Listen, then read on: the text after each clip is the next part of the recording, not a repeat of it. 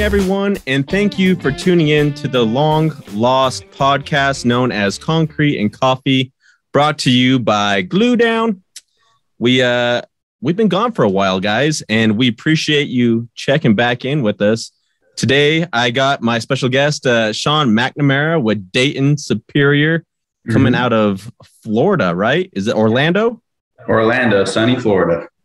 Orlando, sunny Florida. And just for you guys to know, I believe this is episode 13. So it's good to finally get back in it. And Shawn, Dayton Superior, it's the official title is Director of Business Operations Tilt Up. Is that correct?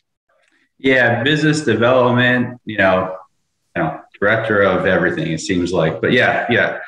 I oversee everything Tilt Up related here at Dayton Superior. It's funny how we need to put a title on our business card, right? When everyone wears so many hats these days with all the different technologies, it's tilt guy. Yeah. In fact, I want to put that on mine. Just GluDown tilt guy. Yeah. And that'll work out just fine. Or tilt Galactica master. So yeah. Anything and everything tilt, I just should say. So yeah, well, they do a pretty good job of it, man. And you've been there for 3 years. You just celebrated 3 years. I saw on LinkedIn. Yeah, so 3 years in my current stint. I actually came from Dayton. I left Dayton in 2018. I went back into the private structural engineering sector. I was doing of all things, something completely different than tilt. We were doing structural design for telecom, so cell phone towers, guy towers, really niche. I have this thing for niche fields, apparently, like really niche structural design. And then I actually came back Dayton in 2019, but I started with Dayton in 2016. So I was there for about 2.5 years, just as an engineer. So you weren't sweeping floors and cleaning bathrooms? No, they tried, but no. Yeah, this engineering, actually, we used to have an office in Lake Mary, just north of Orlando, but now we're like right in the heart of Orlando, right next to the airport. So nice, man. Yeah, Orlando's a cool area. I've only got to visit there once on my way to Gainesville, which is just north of you, I think like an hour and a half. Yeah, Gator.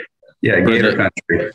Well, yeah, because I went to the Gator drag strip for a good friend of mine who's now passed into the Drag Racing Hall of Fame.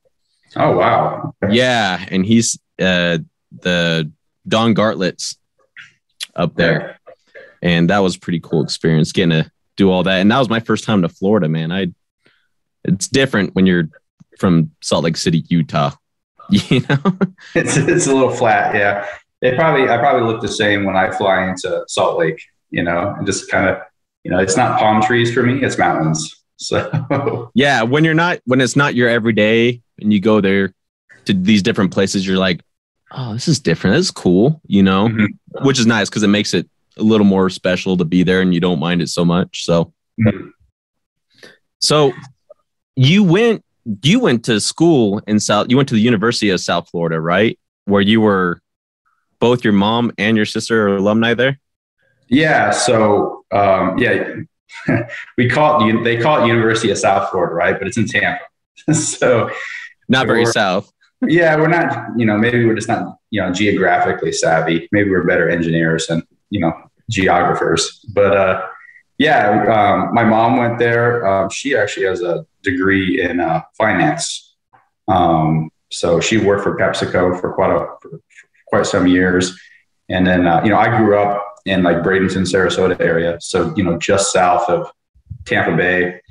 And then my sister, she's about 5 years younger than me. She has a degree in marketing. So we're all sporadic, kind of all over the place. But still though, so by college standards, does that make you like a legacy because your mom went there? I guess, yeah, I don't know. I mean, so USF has actually only been around since like the 50s, I think, 54. But I mean, it's, not trying to be biased, but it was a really good school. I'm actually really happy I went there. They had a pretty strong engineering program. But yeah, it's crazy. I'm sure it's like everywhere, right? Everything's just exploding. I mean, when I think I went to the campus last year when I was in Tampa for a business meeting, and it's completely different. It doesn't even look like the same school. So it's crazy. But yeah, I really enjoyed it there. And unfortunately, our football team is not the greatest. But, so it is it's a challenge being a fan. That's for sure. Yeah. Well, you know what? When it comes to the college sports, I don't know if you know this, but on the basketball end, Chad Bruce, my boss, the president of GluDown there, is a big Jayhawks fan. Oh yeah, and likes rubbing it in. He will throw me under the bus now because when they just won their NCAA tournament, it's been like 4 weeks now. I was in Dallas visiting, and he's like, "Hey, you want to come over and watch the game?" And they were getting it handed to him. Yeah. And right at halftime, I'm like, "Well, I'm gonna head back to the hotel, man. I'll catch you later." And then he sends me a text. "Listen, Cliff, you're always welcome at my house, but if there's ever a game on, I don't want you stepping foot in this door." Because I guess like right after I left, then they just started making this awesome comeback, and he's just like, "Never again, man. I like you." Of course, it's you, right? Yeah. And it would be when it comes to the bring the one guy who doesn't really follow the stuff, and like you have him in your house, like this guy's not even into it. I cheer, I have a drink, but because I don't know anything about it, I brought that bad juju. Yeah, of course. So what are you drinking, by the way? Black coffee, super strong black coffee. My wife's from South America, and we tend to eat our coffee around here. Yeah. As opposed to drink it. Yeah. So I've gotten used to it. We've been together for quite a while now, so I'm pretty used to it now. But yeah, just straight black coffee. Well, I'll have to. We normally get these sent out to people, and I will get one sent out. As you know, I drug my feet a little bit getting prepared for this whole thing, but we'll get you out one of those. I'm on my sixth lid for this thing, but the same original cup. Nice. They're pretty awesome. So I must be the only person that has a sweet tooth that's ever on the show besides Len Overbeek with Tiltwall, Ontario. Shout out to Len, by the way. This is Len Overbeek special. It's just not from Tim Hortons, but it's extra cream, extra sugar. So yeah, that's how they rock it up there. But so you came out of school. Did you go right into in engineering right away? Did you get a job right after college? No. So I was kind of I would say in the middle tail end of that recession we had starting 07, 08, and it was rough. So we were all fortunate. Yeah, it was really rough. I was pretty fortunate though. I had an internship co-op all through school while I was going to USF. So I worked at a structural engineering firm. So when I wasn't at school, I was working. And they did structural forensics. So that's actually where I started my career, was structural forensics. So I did that, and we were still going through that tail end of the recession. So I spoke with the principal, and he said that, Shawn, we'd love to have you stay, but we can only offer you 25 hours a week. And I was fortunate enough to, have my parents kind of support me through school. And my parents said, you graduated, it's no more, so I told my, as it should be. Yeah. Like I said, I try not to complain because I was very, very lucky to even be able to be supported and, helped out through college. So I'm very thankful for that. But, when they came back with the 25 hours, I just said, look, I'm going to resign. It's no hard feelings. I can't live on 25 hours a week. So I moved back home to Bradenton, which is only about an hour south of Tampa. It's pretty close. I think I was applying for 3-4 jobs a day. It took me about 6 months. And then in that time, I had to just kind of get a random job, and I ended up working at Macy's of all things, but it doesn't sound as elegant, I guess you can put it, as it's, Did you work like the cologne section or something? No, I can see you being that guy, like cologne. Yeah. Test cologne. Yeah. No, I wasn't that high on the totem pole. I was the guy who put the sales stickers on all the clothing at 4:00 in the morning before the store opened. And I had a few like epiphanies, of just being in life. And I said, what am I doing here? I have a civil structural engineering degree, and I'm putting sales stickers on women's and, men's clothing. And I was like, I gotta get out of here. And then, fortunately enough, I did find a job in Tampa, in structural forensics again. So I commuted back and forth for about 6 months. And then, one of my friends from college and I got an apartment together in Tampa. We were actually working at the same firm. So it all worked out, but it was a little dark for about 4 or 5 months there working at Macy's. So get the college all wrapped up. You do the normal struggle hustle that all of us, yes, millennials did coming out of the recession, which my mentor then said, you are going to benefit so much from this recession right now. He's like, it's unbelievable. He's like, you were in the best spot possible. And he wasn't wrong, because then everything skyrocketed when I was starting my family. But you come out of it, you do the hustle, pay your dues and the crappy, boring jobs. I was actually elbow deep in like cleaning out sump pumps in downtown Boston, which was not groundwater half the time. Right. And that was, I'm going to say, I'm like, that was my shitty job.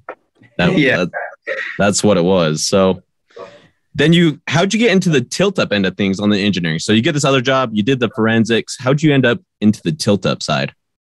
Yeah. So, funny enough, so I got this job and they hired 12 engineers at once, because we were doing structural forensic work, because of Hurricane Sandy that hit up in the Northeast. Right. So we were flying back and forth to all the New England states doing structural analysis. I mean, some of them, fortunately, unfortunately, but, we would go to a house and, there was nothing but the foundation there. And they're saying that, the insurance company is asking us as the third party to do a structural investigation, and there's nothing there. It's just like, what do you want me to write in the report? I mean, it's a total loss. But that work dried up rather quickly. I think a lot quicker than the firm intended it to.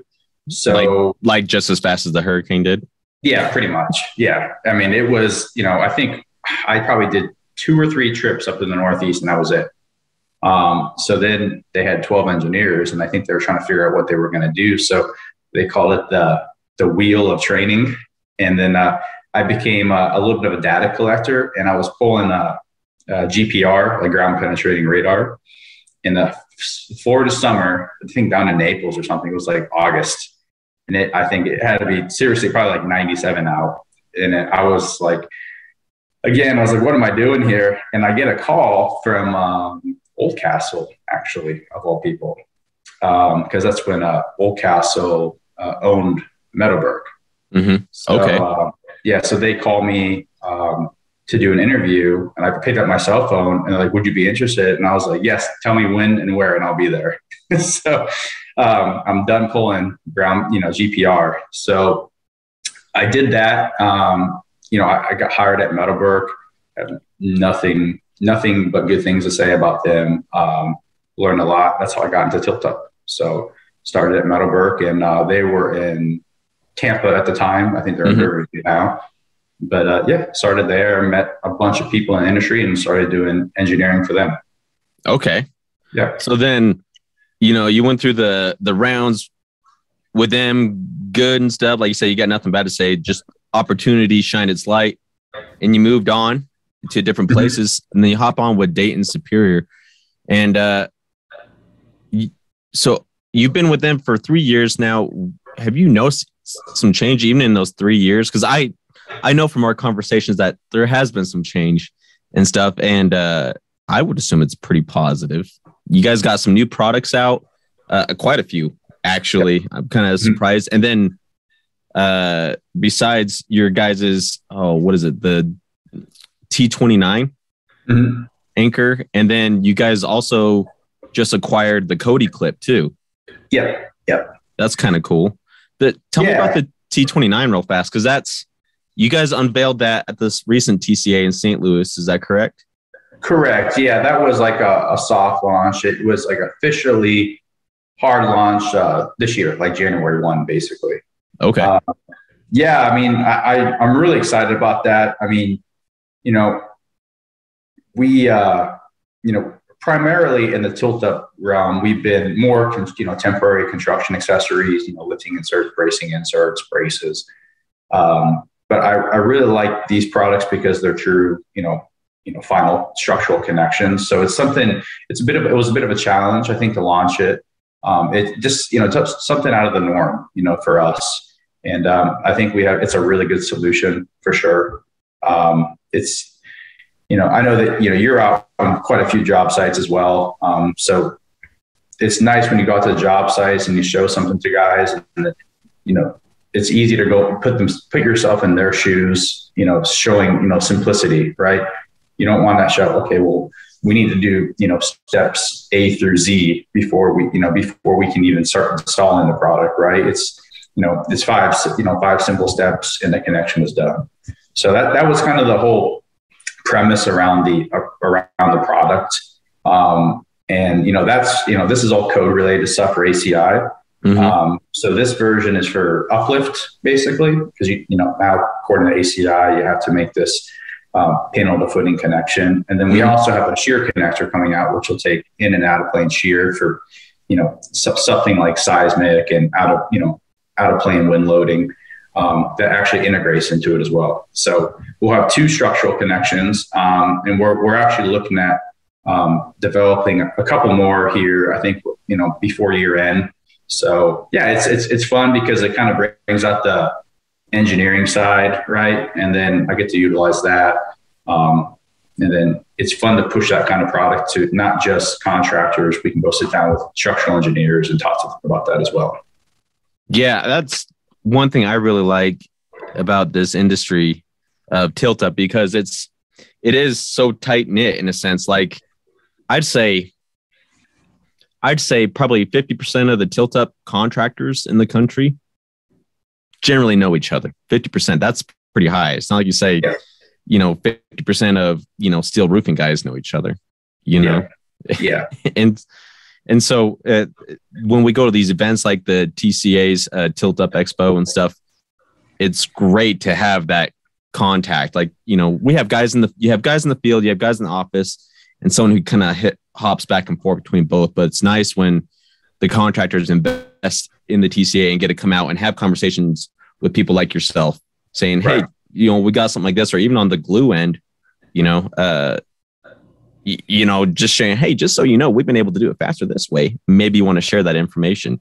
Yeah. And believe it or not, people are okay with that, those practices and stuff. So is it that T29, that's a 2-piece, right? There's like a sleeve, and I'll throw a picture of it up here, but it's like a sleeve that you nail into your forming, and then you set the second part of the anchor after you stand panels. Is that correct? Yeah. So it's a 2-piece. What's really nice about it is that, you pretty much will just set it in the panel. Mm-hmm. And you actually could, give you guys a plug here. It comes with a nailer, right? But you can actually use an adhesive, right? And stick that plastic piece that actually, holds the 2 DBAs that go into the concrete in. And, just basically glue that to the form board if you want. And, just to secure the anchor. So when they tilt up the panel, and it set the panel, basically, it'll be on the exterior side of the panel. And then you have a piece of that weatherproof, tape adhesive that just kind of keeps the, concrete and slurry out. And then you can actually take that insert bar, which is that second piece, and just slot it in by hand. You don't need to use a hammer or anything like that. So yeah, the intent was, you could lift the panel and have a crew of, 1 or 2 guys, basically installing the panel to footing connection, essentially at time of lift, 4 or 5 panels down away from the crane erection. So there's a lot of benefit to that, because I think some of the codes obviously, I think they actually state that you should make that connection as soon as possible. And it also, I think it helps provide a little bit of security too for the bracing system as well. So now that you actually have a pinned connection at the base of that panel during temporary bracing. So yeah, it's a really good system. And then that, I guess the third piece, if you want, is that shear connector. So you could actually make your not only uplift, but shear connection as well at time of lift, essentially. So you kind of got like a 3-in-1 in sense. Yeah. And I do like the quickness after you stand panels. I think some of our contractors out here in Utah and in the West in general, because they've had them up in Idaho, and then obviously California has got their own set of rules, right? I think it's becoming more relevant, how fast can you get these panels pinned down? Because, our earthquake here, which was big to us, it was, I think it was, I can't remember what the Richter scale is, like a 5.7 or something like that. Right. But apparently that's nothing compared to what they see in California semi-regularly. And that was a big eye opener for me when I go on the jobs and just seeing the movements. And we heard from other manufacturers and stuff or I've talked to them. And then we also heard from some contractors too, about when the ones that use a different system or whatever, hey, we're glad because it had this upgraded engineering point. And sometimes people think it's overkill until you need it, right? Right. Until you need it. So that's good to see that there's innovation coming out in that area. So do you have to travel quite a bit for your position? Yeah, there's a lot of travel. I cover tilt nationally. So I've been trying to kind of gear up the team, and have individuals cover different regions. So we have now we have a gentleman in the East Coast, David Jaquette. So he covers, as of right now, he has a pretty large territory, but while we're kind of, I said, building up the team, he'll be covering like parts of Texas and pretty much the Eastern Seaboard. And then we just hired another gentleman. He covers the West Coast for me as well. So I would say like El Paso West, essentially, is probably the best way. And then I'm working on hiring another individual for the Central region because, you can't have two people cover the whole U.S. It's just not sustainable. Right? It's not sustainable. But before I came on with GluDown, there was just two people covering the whole country. Yeah. And then they brought me on, and then we went through some changes. And then for a while, it was Chad and myself covering the whole country, and he was running the company too. So yeah. I don't know how he did it, but yeah, you got to have, and even as you get more popular or more established in those areas, you need someone just to, shake hands and kiss babies for a while. Cause that's a nice thing. Cause you guys have your regular sales guys, and then you kind of have someone over in that territory that like specializes in just tilt, correct? Yeah. I mean, that's how our business is set up. So our CEO, Mark, when he came on board, we've kind of reestablished the hierarchy and internally within the company. So we have different sectors, and, I'm a sector leader for Tilt Up, and yeah, exactly. So we have all our dealer sales managers who are like the local, boots on the ground. And then we have the technical sales reps who kind of cover that for, the individual regions. So I think ideally, I'd like to have 3 for right now, and then probably 1 for Canada, just because, going across the border can be difficult at times. And so I don't know if I told you this, I'm going to Canada next week, to 2 different areas of it. And the area I was supposed to go to first is like, hey, we got pushed back our pour a week. Can you come the last part of the week? And I'm like, I had non-refundable tickets. Yeah, we're to line up all these other meetings, and then you got the border crossing stuff too, like with the tests and everything. And I'm like, oh my gosh! Like, so actually, that's all I did yesterday was reschedule flights. That's 4.5 hours of being on hold yesterday. Yeah. So that's you got to have a local guy eventually up there. Yeah. We have a really good guy up there right now too. He's been doing tilt for quite a while, so I think it kind of just makes sense to just kind of bring him into that position. But it's lots of travel for sure. So I'm sure it's similar for you. So Yeah. Yeah. Well, GluDown as a whole, because we're this tight knit group and we like to be involved as much as possible. So how do you balance out all the, well, you got quite the cute little family and stuff. You're about to have another addition to that. You want to tell us about it? Yeah. Yeah. So we're expecting our first child, a boy. It's a boy. My wife, I guess every time we go to an ultrasound, she double checks because she's heard these, I guess you could call it a horror story about, you're having a girl, you're having a boy, and it comes out something different. So, but yeah, it's going to be a boy. In about a week and a half here is the date. So the doctor has set it. So that'll be our first child. And then we've had another child. It'll be the millennial, right? We have a husky mix. So he's actually my dog originally. I got him. He's 8 years old now. So I got him about 8.5 years ago. But now he's my wife's dog. We're still buddies and everything, but yeah, he's like a little mama's boy. So I think he's actually, I work from the home office a lot when I'm not traveling, and I think he's upstairs with my wife right now, just laying next to her. So I barely see him anymore. Well, do you want to know that's because she's pregnant? And by the way, huskies, one of my best friends, he's got a husky. Mm-hmm. And since he got that husky, he popped out 2 more kids. No, he didn't. That'd be amazing though if he did. Yeah.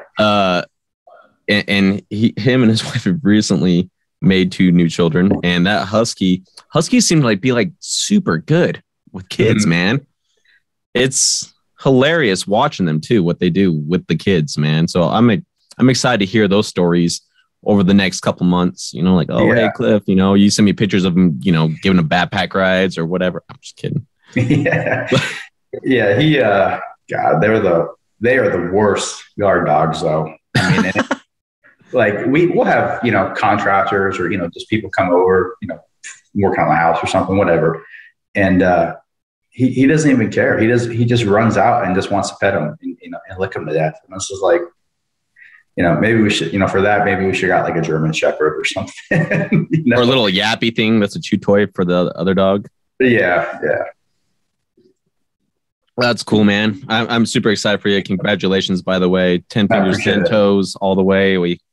We're all hoping for the best kids possible, man. Yeah, so, appreciate it. All of a sudden, just drew like a total blank, man. But you guys are going to be at this year's TCA, right? That's like your kind of like one of your Holy Grail events. I always like to say Holy Grail because it's like Highlander. Everyone shows up. Everyone generally gets along and plays nice. But you guys got a couple new things coming out then, which I'm excited for. And you guys are always innovating. Is there any other big events that you guys are going to be attending before that? Because that's I want to say the end of the first week of October. You guys got anything going on before then? I know we're going to make an appearance at the event in Chicago for my Tilt Lab.